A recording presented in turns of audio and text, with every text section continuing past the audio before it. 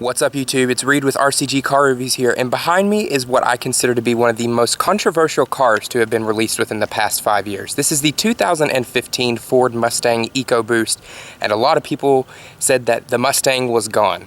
Is it?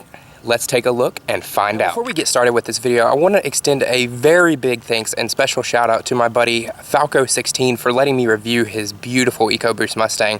Be sure to check him out on YouTube. He's got a lot of great content, and thanks again, and look forward to reviewing your car, man.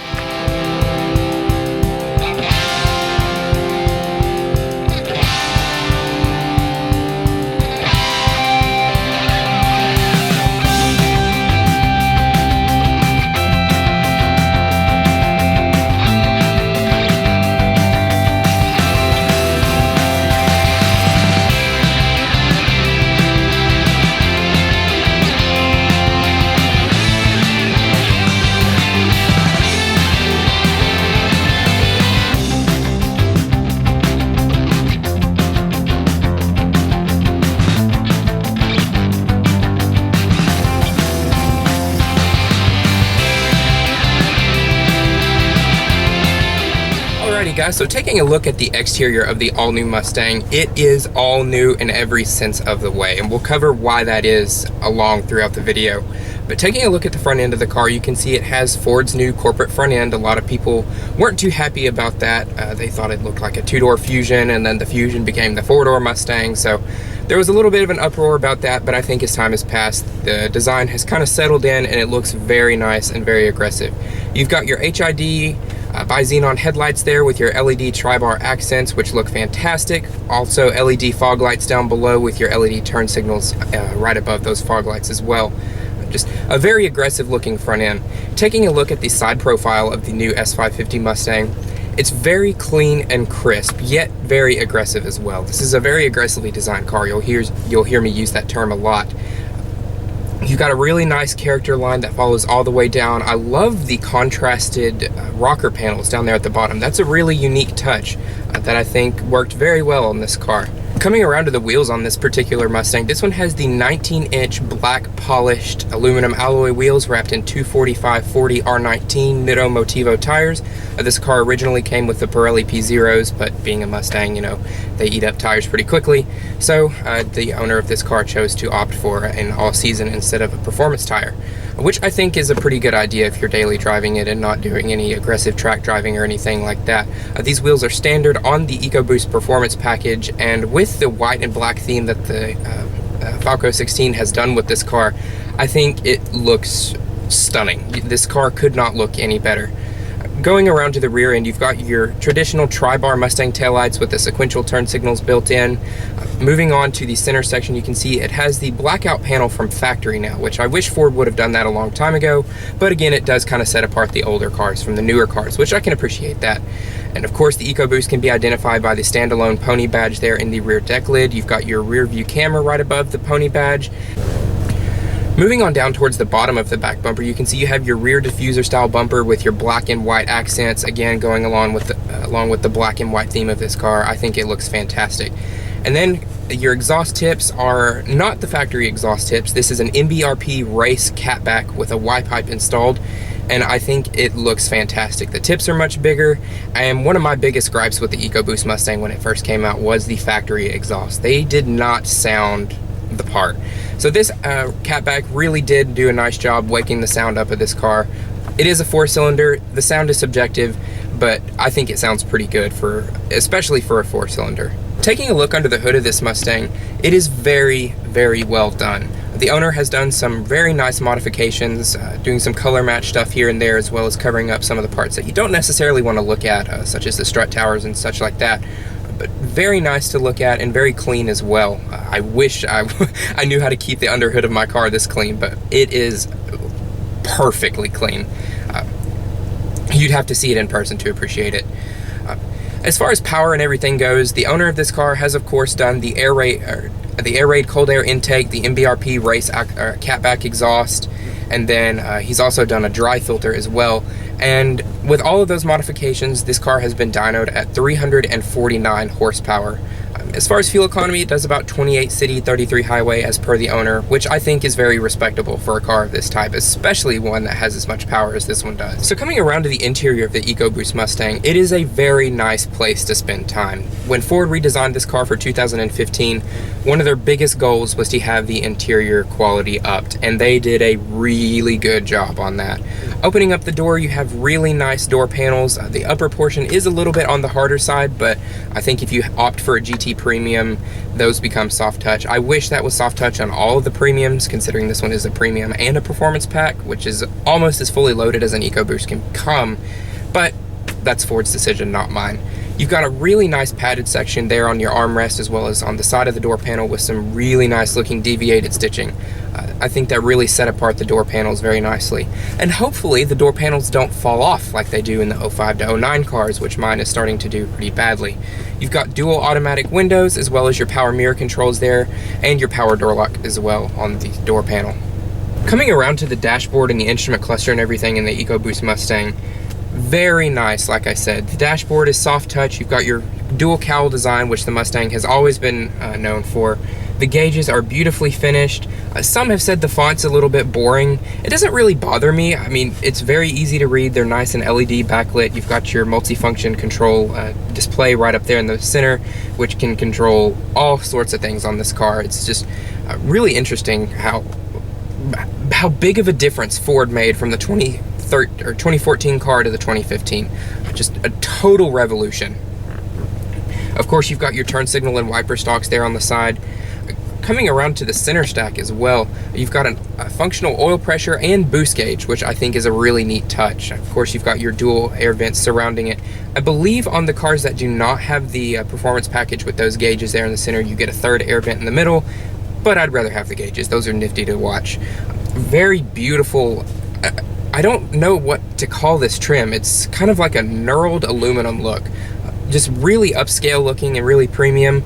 I know you can have like a faux carbon fiber trim or stuff like that in here as well, but as far as livability and just quality look, I think you really can't beat this. This one, of course, has the My Ford Touch display. Take it or leave it. It's not Ford's best system, but it certainly gets the job done just fine. And honestly, it's really come a long way. I had it in my 2013 Ford Fusion and never really had any trouble with it. It did a few strange things, but anything run by a computer is going to do some strange things. You've got heated and cooled seats in this car, which is exceptionally nice, especially on a day as warm as this one. I've got the seat cooler on right now and it is working very well. Very much appreciated feature, especially on an all black interior car. They definitely warm up. Dual zone automatic climate control, dual zone heated and cooled seats, like I said before. And coming down to this very last little row of buttons down here is just such a cool thing for me. I really like the way that it looks. You've got your engine start stop button down there on the center console, which is a nice turn away from just the little button up there on the dashboard or something like that. You've got your hazards, traction control, steering mode, and your drive modes, and all of those are in the form of like a toggle switch that you would find in an airplane or something like that, which is really, really cool looking. That is an option that only comes on the premiums. And the driving modes and steering modes definitely make a difference, but we'll cover that in the test drive portion of the video. You've got a USB in and a 12-volt power outlet down there with a little storage tray. Coming to the shifter, this one has the 6-speed automatic, which is really not as bad as I thought it was going to be. I didn't expect a whole lot out of this automatic, but it's pretty good actually. Not the most responsive thing, as it's just a regular torque converter automatic, not tuned really for sport, but it bangs off the shifts pretty nicely. But again, we'll cover that in the test drive portion of the video. You've got your chrome trim surrounding that shifter as well. You've got your leather shift boot and a really nice shifter design. It's just everything in here, you can tell that Ford put a lot of thought and time into designing things to be unique, which I really, really appreciate. I think that's something that Ford Performance is doing a really good job of right now.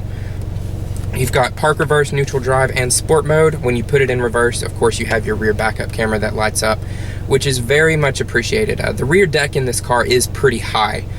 It doesn't really impede on rear visibility that much, but the backup camera is just an added little security there. Taking a look at the steering wheel of the EcoBoost Mustang, it is really, really nice.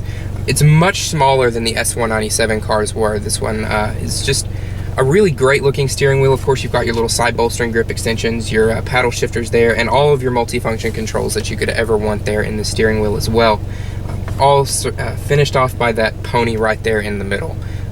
Ergonomically, the steering wheel is much improved over the S197, and when I say S197, I'm referring to the cars from 2005 to 2014. That's the chassis code for that one. But just very nice little touches along the interior. You've got your 1964 badge there on the passenger side as well. So overall, very well done on the interior, Ford. Alrighty guys, well, let's go ahead and take the little EcoBoost for a drive. And one of the first things you're gonna notice when you sit down in this car before you even start moving is how incredibly comfortable these seats are. I can't say enough about these seats. Of course, they're the perforated leather charcoal black. They're just the regular seats, nothing fancy about them. And they are so comfortable. They've got a ton of like padding. That way you don't feel like you're sitting on something like a block of plywood, like some of the other Mustang seats that I've sat in before. And they also have a ton of side bolstering, and your hips are nice and secure. You feel really secure in the seat. I feel like if I were just to go send this thing sailing around a back road or something, it would do just fine holding me in, and I wouldn't be all over the place. So we'll go ahead and talk about the handling of this car. And of course, the owner, again, Falco16, thank you so much for letting me review your car. This has been an absolute pleasure and still continues to be. But as far as handling goes, the car handles really, really well. Of course, when Ford released the new Mustang for 2015, it had been rumored, independent rear suspension, independent rear suspension. Ford finally did it, and I am so glad they did. While of course, part of me is a little bit sad to see the independent or the live rear axle go, this new rear end handles so much better. It doesn't feel like the car's trying to get out from under you all the time. And as well, whatever they've done with the suspension tuning, I'm not sure if the performance pack comes with a little bit stiffer suspension or not over the base cars, but whatever this car has on it, I probably wouldn't make many changes. I might add a little bit of a drop to it just with some springs, but this thing, it really handles well. Body roll is extremely well maintained, even for a car that's give or take 3,600 pounds. Ford did a really nice job keeping a good balance between ride comfort and handling, which brings me on to the ride comfort of this car. It is really a great cruiser. Of course, if you're on some choppy pavement, you're driving a car that's intended to be more of a sporty car, you're gonna feel the bumps. That's just how these cars are. But it's not harsh. You're not getting a lot of residual rock like you are with the live rear axle cars. And it's a great cruiser.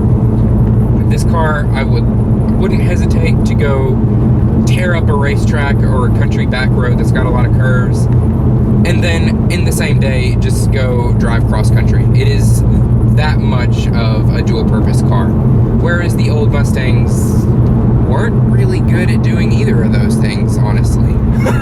As terrible as that sounds, they're just really not. But talking about interior comfort of this car again, like I mentioned, the seats, excellent, can't beat them. The steering wheel is really, really good as well. Ford kind of shrunk the diameter of the steering wheel while keeping the same design, and I'm really glad that they did that. It makes the car feel a lot more light on its feet. You don't have to give as much steering input to get the car to make a move. Of course, the side bolstering grip extensions are great. You've got a nice 9-3 grip, as well as the paddle shifters within great reach as well. And honestly, as far as paddle shifters go, I've used better, but it could be a lot worse. A lot of people, they drive these automatic Mustangs with these new 2015 cars, and they say the transmission is just horrible and terrible, and honestly, it's not. Granted, this is coming from a guy who had the wonderful, ever so great 6F35 in my 2013 Fusion, but this transmission feels good. We'll drop it into sport mode and manual and put the drive mode in Sport Plus, and we'll jump on the gas a little bit and just kind of see what happens.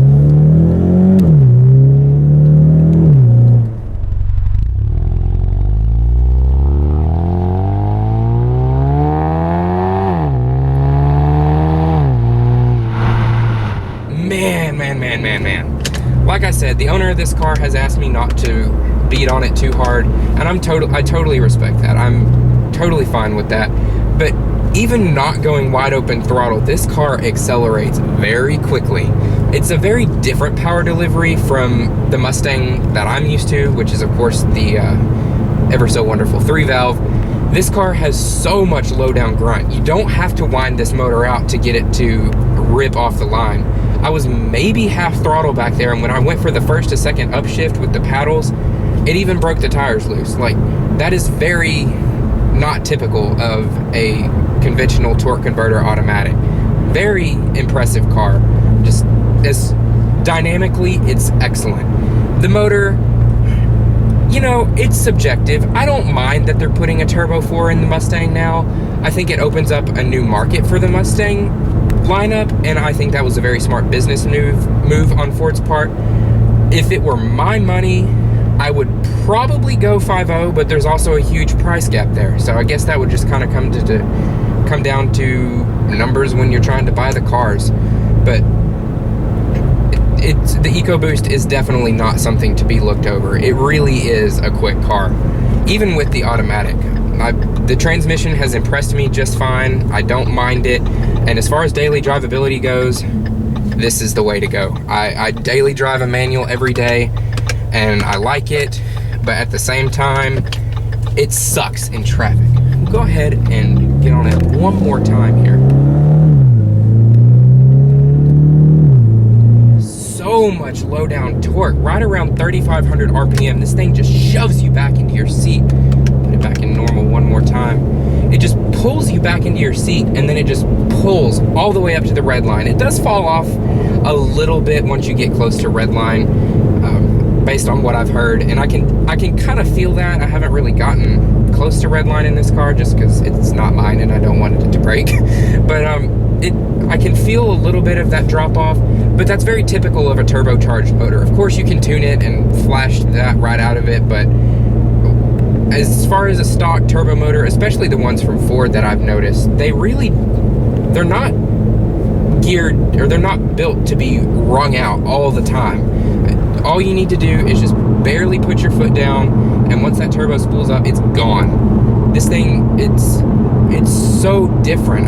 I can't really put words together. It's so different. I'm so used to getting into my Mustang where you just have to beat the crap out of it to get the power. It doesn't really have much down low. But then I get in this one, it's an automatic, and then you have the EcoBoost, and then you have the excellent handling, and it's just kind of blowing my mind. I didn't think the Mustang nameplate was really ever going to be capable of something like this, but I'm really thankful that what are you doing, sir? Like, do you understand that the turning lane you're supposed to stop in, or what? Anyways, lovely East Texas drivers. But like I said, this car is just, it's so anti-Mustang to me, but at the same time, I'm really glad that the Mustang is capable of this, because for so long I've wanted my Mustang to be able to just rip up a back road or drive comfortably cross country and get great fuel economy as well, and it can't do that. It's old technology. This is a totally new car from the ground up, and Ford has done an excellent job of making this a very, very sporty muscle car, and dare I call it a sports car. It's so close to handling like a sports car that I don't know. I want to call it a sports car so bad, but it still has just enough of that Mustang quality to it where it keeps you right there in between. You know it's a Mustang, but at the same time, it's not a Mustang of the past. I feel like that's the best way to describe it. But anyways, guys, that's enough of my rambling. Like I said, this car, I'm just having trouble putting my thoughts together with it. It's so overwhelming, I guess. The power is excellent. The steering is phenomenal. You've got your adjustable steering mode too, which actually does make a big difference. I really do appreciate that. The transmission is good as far as automatics go. I'm not going to call it excellent because it's a Ford automatic. They're just not known for their automatic transmissions. But as far as an automatic in a sports car goes, it's not bad. It gets the job done. The handling is great. The brakes are instant right now, which is another advance from the old Mustangs.